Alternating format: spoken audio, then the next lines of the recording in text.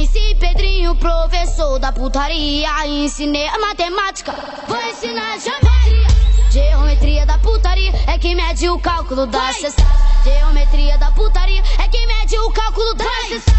Senta na pica retangular e na circunferência da bola tu, bola tu, bola tu, bola tu, bola tu bate. Senta na pica retangular e na circunferência da bola tu bate. Senta na pica retangular e na circunferência da bola tu bate. Chamo o Pedrinho e os 4M, meu bem, se deixa à vontade. Senta na pica retangular e na circunferência da bola tu bate. Senta na pica retangular e na circunferência da bola tu bate. Senta na pica retangular e na circunferência da bola tu bate.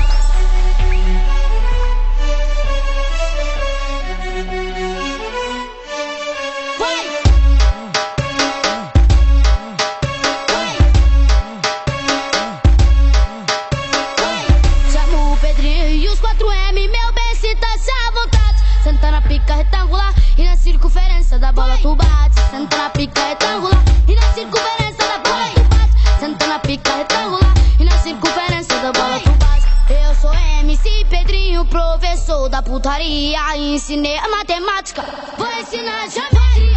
Geometria da putaria é que mede o cálculo da cestada.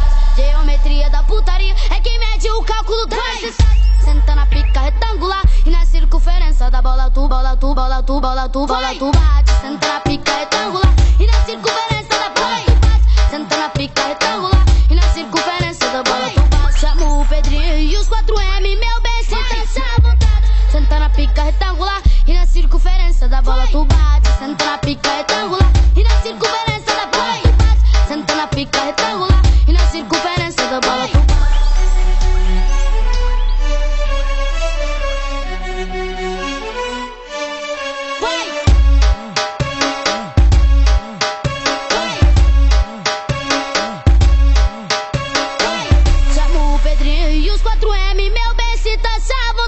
Senta na pica retangular e na circunferência da bola tu bate. Senta na pica retangular